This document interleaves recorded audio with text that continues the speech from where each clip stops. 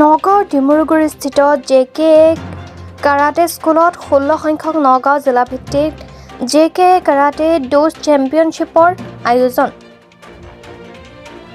উল্লেখ্য যে নগাঁও কাৰাটে এছ'চিয়েশ্যনৰ 41 সংখ্যক বৰ্ষপূৰ্তিৰ লগত সংগতি ৰাখি এই বৰ্ষত 16 সংখ্যক JK কাৰাটে ডোজ চেম্পিয়নশ্বিপৰ আয়োজন কৰা হয়। দুদিনীয়া কাৰ্যসূচীৰে এই কাৰাটে ডোজ চেম্পিয়নশ্বিপৰ আয়োজন কৰা হৈছে। লগতে দুদিনীয়া কাৰ্যসূচীৰে আয়োজন কৰা এই প্ৰতিযোগিতাখনিত 282 গৰাকী প্ৰশিক্ষাৰ্থীয়ে অংশগ্ৰহণ কৰে। প্ৰতিযোগিতাখনিৰ মুখ্য প্ৰশিক্ষক হিচাপে সঞ্জয় বিশ্বাস উপস্থিত থাকে। লগতে প্ৰতিযোগিতাখনিত নগাঁও জিলা কাৰাটে এছ'চিয়েশ্যনৰ মুখ্য প্ৰশিক্ষক দিগেন বৰা, নগাঁও জিলা কাৰাটে এছ'চিয়েশ্যনৰ মুখ্য সম্পাদক তিলক শৰ্মা উপস্থিত থাকে।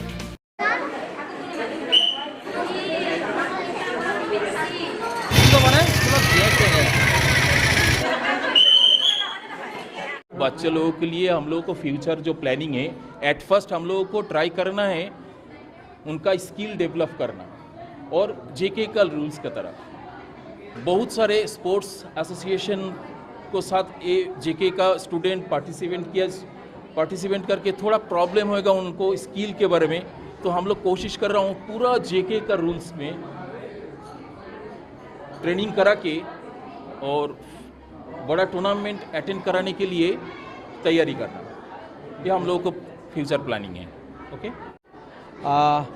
আপোনালোকক জনাবলৈ পাই সুখী হৈছোঁ যে নগাঁও জিলা কাৰাটে ডো এছ'চিয়েশ্যন JKৰ এই বছৰ 40 বছৰ জন্মবাৰ্ষিকী আমি সৰুকৈ আয়োজন কৰিছোঁ আৰু প্ৰতি বছৰে আমি জিলাভিত্তিক টুৰ্ণামেণ্ট পাতি আহিছোঁ। এইবাৰ হৈছে 16 সংখ্যক নগাঁও জিলা কাৰাটে ডো চেম্পিয়নশ্বিপ আৰু এই প্ৰশিক্ষণ হৈছিলে যোৱা 28 তাৰিখৰ পৰা 29 তাৰিখৰ বিয়লিলৈকে আৰু 30 তাৰিখৰ পৰা আজিলৈকে অৰ্থাৎ 1 ডিচেম্বৰলৈকে এই প্ৰতিযোগিতা চলি আছে।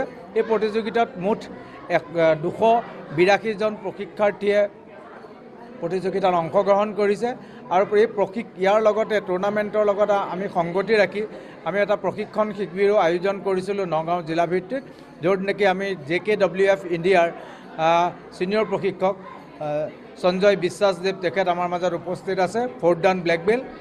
আৰু আমি আশা ৰাখিছোঁ যে এই প্ৰশিক্ষণ শিবিৰ আৰু এই প্ৰতিযোগিতাৰ পৰা জিলা তথা ৰাজ্যৰ বাবে আমি ভাল প্ৰশিক্ষাৰ্থী আগবঢ়াই লৈ যাব পাৰিম।